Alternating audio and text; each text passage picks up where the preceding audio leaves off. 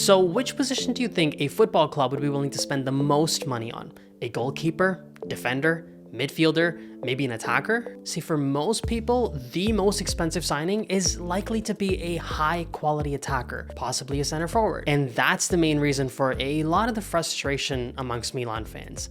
This is how much Milan has spent on a center forward, not just this season, but since 2020.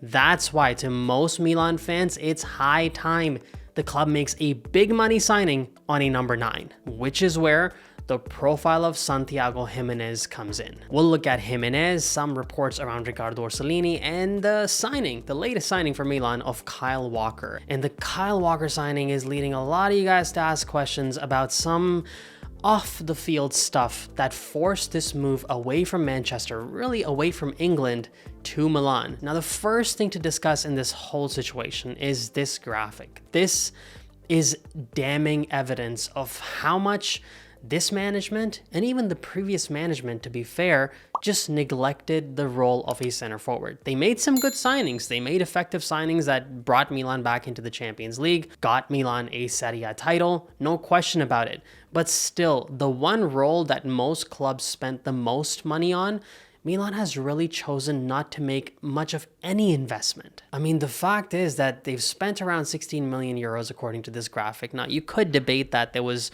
more money that was paid out for Olivier Giroud, somewhere around maybe 3 to 4 million euros. So let's just say 20 million euros. That's what, 5 years ago? So let's just do 5 years divided by 20 million euros. That's 4 million euros a year. Guys, that's how much a lot of clubs budget for signing of a backup goalkeeper. And we're investing that towards a center forward. A club with a history of strikers like Marco van Basten, George Weah, Pippo Inzaghi, Ibrahimovic, Andriy Shevchenko. I mean, 4 million euros on average. And if you eliminate the Alvaro Morata move from last summer, which hasn't really done that much, the club basically spent around 6 million euros in 5 years. That's an average of €1 million a season on a striker. And this is the part about the whole equation that bothers the fans. It's the football money league. Now, a lot of you guys have looked at these numbers and seen that Milan is doing well financially, and you hold up the meme of Giorgio Forlani holding onto the calculator as a trophy.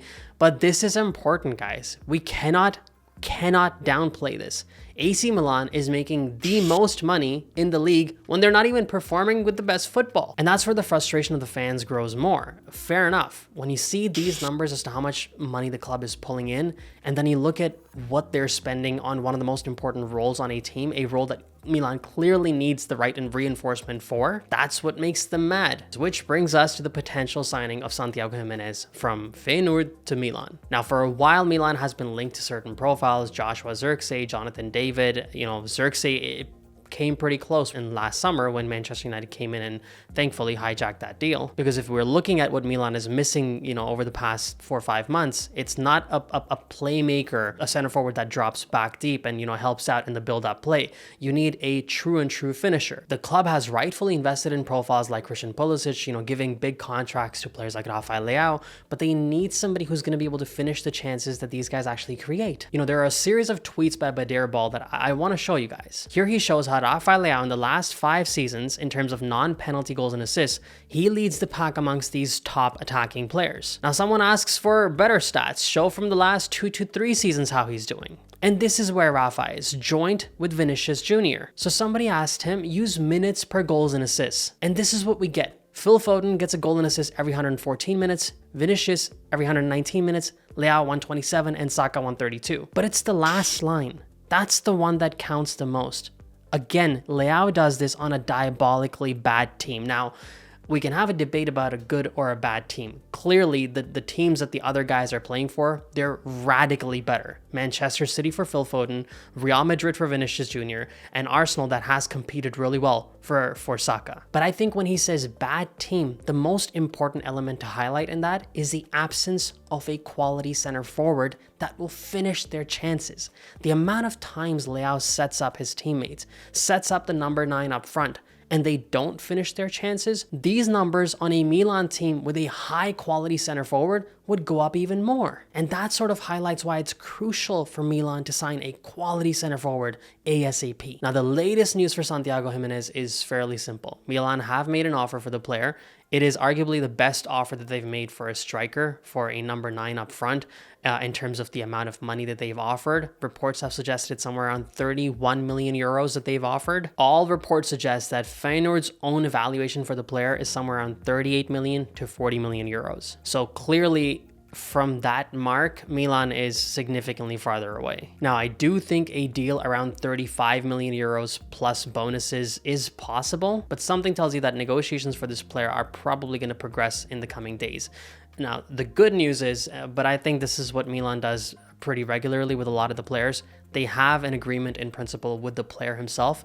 They've apparently agreed to a 3.5-year contract with a 1-year potential extension. And the Dutch side is apparently demanding that the player at least plays the final Champions League match against Lille. So at this point in time in the Champions League standings, Feyenoord actually holds a pretty good position. They're sitting in 11th place. They have 13 points. Lille is the side right next to them, also sitting in 13 points. So a win for them on the final match day could potentially set them up to finish in the top 8, which would mean that they bypass the first round of the knockouts. And so the club naturally sees value in holding on to him till at least midweek next week, so they can guarantee a certain amount of income for the future. Now, this is another tweet that I want to share with you guys, and it's a little bit more on the negative side, but it is a fair assessment of, a lot of talent that has come out of the Dutch league. A lot of the times you feel like they don't replicate the quality that they show within the Dutch league in leagues that are, significantly better quality. He talks about how, De Jong put crazy numbers in the past.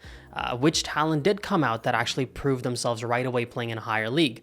Dries Mertens is one player that comes to mind playing for Napoli. But even as he pointed out, Openda had to go through the route of Ligue 1 before he could prove his, talent otherwise. And then he goes through a flurry of names like Hakim Ziyech, Memphis Depay, Arkadiusz Milik, Anthony, Lozano. I mean, the point of me showing you this tweet is that expectations have to be maintained when it comes to a player like Santiago Giménez.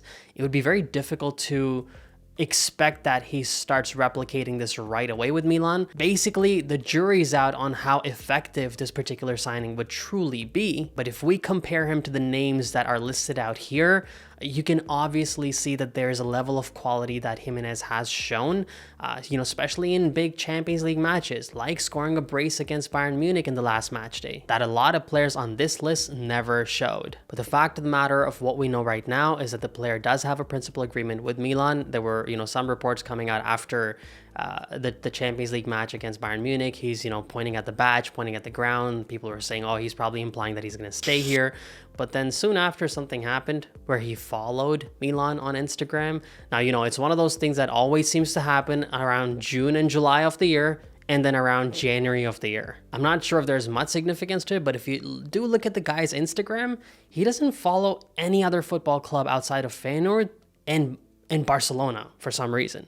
No other club, not a Real Madrid, no Premier League clubs, nobody. It was just Feyenoord and Barcelona, and now recently, it's the addition of AC Milan. I probably would have felt something certainly happening if it was just Feyenoord and suddenly Milan too, but the fact that Barcelona is sprinkled in there, that tells me that maybe it's the clubs that he's monitoring, maybe the clubs that have gotten in touch with his agent in the past, that he does, dream of playing for one day. But when it comes to the likelihood of this move actually coming through, I'm a little bit confused, to be honest. I felt like this is unlikely to come through, but the recent numbers that Matteo Moretto is highlighting, the fact that I've read around 31 million offers already been sent, their evaluation is around 38 to 40 million, if that's accurate. Somewhere around 35 million plus bonuses of, let's say, 3 million, I think the deal can actually happen. So I'm going to stamp this now. I think the negotiation might go on for a little bit, but I do think it's possible. I'm not going to call this stamp of approval real, it's happening, he's coming, but I do think this can actually happen. Now, the profile of Riccardo Orsolini, before we get into the whole story on Kyle Walker and why he moved to Milan outside of the football, with Orsolini, it's a little bit interesting. I'm going to do this one real quick. I looked at Di Marzio's report. I don't know if those numbers make a lot of sense to me. I don't know if the player is actually worth that much. The fact that Milan would have offered 20 million euros plus Okafor, if Milan evaluates Okafor somewhere around, let's say, 15 million, they're making an offer bigger than the offer that they made for Santiago Giménez to Bologna for Orsolini. Then the other report that a 20 million offer plus the loan move of Chukwueze, that also sounds a little bit strange to me. So for me right now, when it comes to Riccardo Orsolini to Milan, I'm going to stamp this as, well, I don't want to stamp it as a rumor, but these numbers don't really make sense to me. I'm going to respect Di Marzio's reporting and not necessarily just flat out call it a rumor, but I think it's unlikely. Those numbers to me, they don't really make a lot of sense. Orsolini is a veteran of the league. He's played over 200 appearances for Bologna. This season itself, he has over 10 goal contributions for the club. So he's definitely a good quality player. But these numbers, they just don't add up for me. And finally, the arrival of Kyle Walker. Now, there's not much to share in terms of his stats and stuff. We already know that he's, an aging player, but he definitely provides that veteran presence that Milan lost with the absence of, with Giroud leaving, with Simon Kjaer leaving, with Ibrahimovic leaving earlier, with Maldini leaving, with Pioli leaving. A lot of these profiles were the sort of the veteran caretakers of these players. Now, suddenly with these players' absence, you've lost that veteran leadership in the club. So I think Walker can actually be a pretty good addition. He's still got some pace. Now, I did point out in the last video that I think only 16% of the matches that he's played in Manchester City has won this season. As I already said, that, City themselves are going through a very weird season. Now, some of you guys have been pointing this out in the comment section, so I'm going to kind of address it. I don't want to go into details because this is like sensitive, off the field, private stuff, but he did have some things going on in England that forced him to make this move away. I think he just wanted to get away from Manchester, and most importantly, he just wanted to get away from England. And without sounding like a tabloid YouTube account, it honestly makes me a little bit uncomfortable to talk about it, I'll be honest. But apparently the guy was having an affair. He fathered a couple of children outside of his marriage, and that made the whole thing really crazy. And apparently his wife even filed for divorce. For now, it is being said that his wife is actually going to be coming with him to Milan. So hopefully they're trying to rekindle some stuff. We're not gonna judge good or bad. None of that. I'm not doing any of that. But I'm just pointing out that since you guys were talking about it in the comments, that yes, some things apparently, these are all things that you can verify on Google. So I'm not breaking news here, but I'm just sharing that some things were going on in his personal life in England, and I think he just wanted to get away. And if you get an opportunity to be able to play for a club of the stature of Milan outside of England, which clubs are, the royalty of football? After Real Madrid in Champions League, numbers, it's AC Milan. He picks up David Beckham's 32 number, so, there's some history to that as well. Clearly, he sees that as something, he wants to emulate.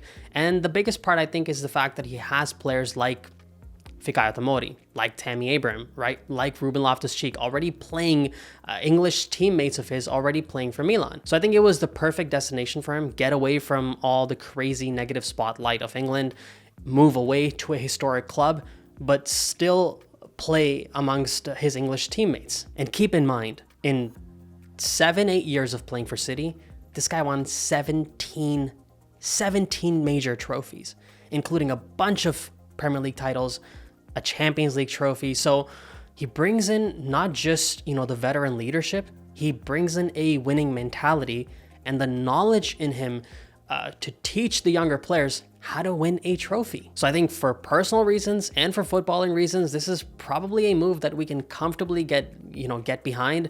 We just want him to stay fit and just, give it his all and play his best football for the next 6 months and, maybe longer after that. So there you have it, guys. That's the latest transfer update. I think things are going to unfold as time progresses in the coming days. Make sure to follow me on Instagram and on TikTok, Twitter @FootballKush. And as always from my side, Forza Milan, grazie mille, ciao tutti. Did you know Benito Mussolini put an end to the existence of Inter Milan? And the only reason why AC Milan is called what it is because of the fascist leader? What led to the breakup of AC Milan and Inter Milan in that restaurant behind the Duomo is fascinating in itself. But what is even more fascinating